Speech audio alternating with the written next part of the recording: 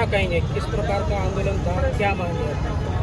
आज तमाम लातूरवासियों की जानिब से ये धरना लिया गया। इस धरने का मकसद ये था कि इजराइलियों की जानिब से जो फ़िलिस्तीन पर जुल्म किया जा रहा है, मासूम बच्चों पर, बूढ़ों पर, रिहायशी इलाकों पे जो बम बरसाए जा रहे हैं, जिस तरीके का जुल्म किया जा रहा है।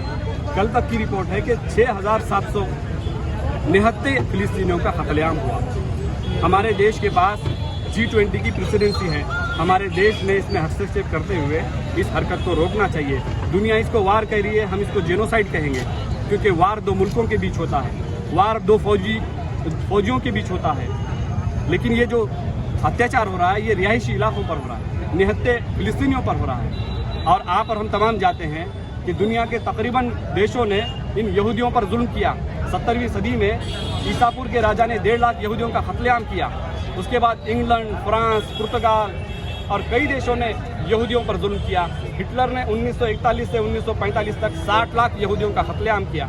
एक शिप पर बैठकर यही यहूदी फिलिस्तीन की सरहद के पास गए और अपने शिप पर लिखकर लगाया कि German destroys our family, you do not destroy our hope. जर्मनियों ने हमारे ख़ानदानों को ख़त्म किया, आप हमारे उम्मीदों को ख़त्म मत करिए, आप हमको रहने के लिए जगह दीजिए। इस तरीके की भीख मांगी।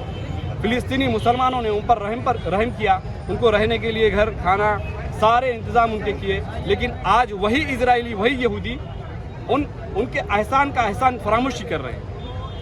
उनके ऊपर एहसान जो उन्होंने किया उसका बदला ये दे रहे हैं। जिस तरीके से ब्रिटिशर्स हमारे देश में आए, हम पर जुल्म किया, हम पर हुकूमत की, उसी तरीके से इजरायली यहूदी फिलिस्तीनियों के पास आश्रय लिए और उन्हीं पर हुकूमत करने की कोशिश कर रहे हैं, उनका ही कत्लेआम कर रहे हैं। हमारे देश का ये इतिहास है कि हमारा देश मजलूमों के साथ और जालिमों के खिलाफ लड़ा है। हमारे देश की जो पहचान है वो मजलूमों के साथ खड़े रहना और जालिमों के खिलाफ खड़े रहना है।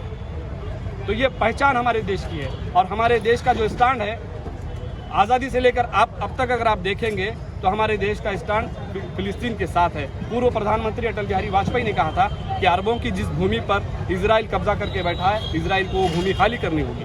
तो ये हमारे देश की भूमिका है। हमारे देश में मीडिया इजराइल की एजेंट बनकर काम कर रही है। मीडिया अपने कलम का सौदा कर चुकी है। मैं सारे मीडिया की बात नहीं कर रहा हूँ, लेकिन तकरीबन मीडिया कलम फरोश हो चुकी है। एक शेर उसके लिए बहुत बेहतरीन है, कलम फरोश सहाफ़ी जिस्म फरोश तवायफ से बदतर होता है। तो जो जिस्म फरोशी से बदतर काम कर रहे हैं वो हमारे देश का तकरीबन मीडिया कर रहा है। हकीकत को छुपा रहा है और झूठ को सच बता रहा है और सच को झूठ बता रहा है।